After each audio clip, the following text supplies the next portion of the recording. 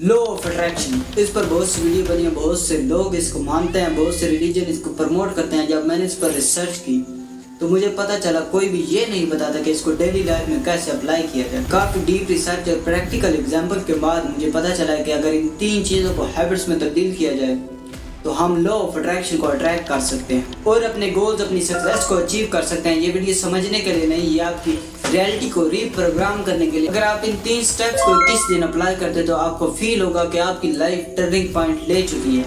अब बगैर किसी बकवास के वीडियो को स्टार्ट करते हैं आपके माइंड से, जिसका काम है चीज़ों को इमेजिन करना। क्या ये प्रैक्टिकली पॉसिबल है कि हम सिर्फ अपनी इमेजिनेशन के बल पे अपने गोल्स, अपनी सक्सेस को अचीव कर सकते हैं? क्या ये वाकई वर्क करता है या ये सिर्फ एक मिथ है? क्या हम अपनी इमेजिनेशन को रियलिटी में ला सकते हैं? आपने ये पिक्चर कहीं ना कहीं देखी होगी जिसमें एक आदमी साइकिल चला रहा है। बहुत से टेम्पल में ऐसे स्ट्रक्चर मिलते हैं जो कि 2000 साल पुराने होने के बावजूद आज की मॉडर्न दुनिया से एज इट इज मिलते हैं। अब आप कहेंगे लॉ ऑफ अट्रैक्शन को इससे क्या लेना देना? This is a perfect example of imagination.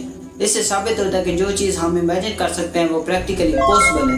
Michael Jordan ने कहा था हर चीज़ 2 दफ़ा होती है, एक दफ़ा आपके माइंड में और एक दफ़ा रियलिटी में। बट आपके माइंड को इमेजिनेशन और रियलिटी में फ़र्क ही नहीं पता। आप जो भी इमेजिन करना चाहते हैं उसको एवरी मॉर्निंग 5 टाइम लिखो, जब तक आपका माइंड उसको रियलिटी डिक्लेयर ना कर दे। सेकंड नंबर पर आते हैं आपके थॉट्स।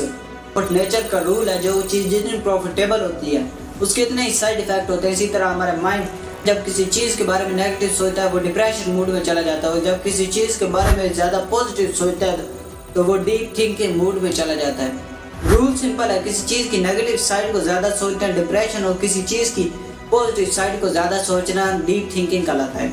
इसीलिए स्टे पॉजिटिव। अब आपने करना क्या है, जब आप अपने गोल्स को 5 टाइम लिख रहे हो, 1 टाइम लिखने के बाद 2 टाइम उस चीज के बारे में पॉजिटिव सोचना है। इन दोनों पॉइंट्स आप लॉ ऑफ अट्रैक्शन को अट्रैक्ट तो कर सकते हैं बट रियलिटी में नहीं ला सकते।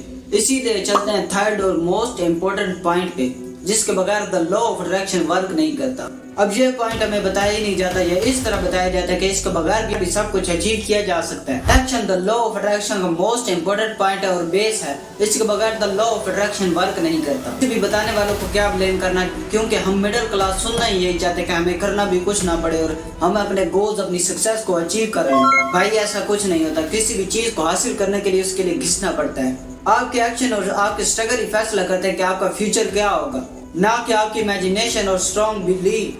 रही बात इसको डेली लाइफ में अप्लाई करने की, जब भी हम किसी चीज को 20 दिन लगातार करते हैं तो वो हमारी हैबिट बन जाता है, और जब भी कोई चीज हैबिट बन जाती है तो हम उसको किए बगैर नहीं रह सकते। और रही बात डीमोटिवेशन की, तो बस यार आपने डीमोटिवेट नहीं होना, क्योंकि कोई भी पहले दिन बिजनेसमैन नहीं बन जाता। कोई भी आप अगर स्किल सीख रहे हैं तो आप पहले दिन ही उसमें मास्टर नहीं बन जाएंगे। और अपने गोल्स को पूरा करने के लिए जान लगाओ। अब मैं एक सीरीज शुरू करने वाला हूँ जिसमें वीडियो से पहले किसी न किसी बुक के लॉ या रूल को क्रैक करेंगे। Philosophy of money, think and grow rich, 80 law of power, इन सब बुक के लॉ को क्रैक करने वाले हैं। इसीलिए अभी सब्सक्राइब कर लो और कमेंट करो आपको किस टॉपिक पर वीडियो चाहिए। मिलते हैं नेक्स्ट वीडियो में।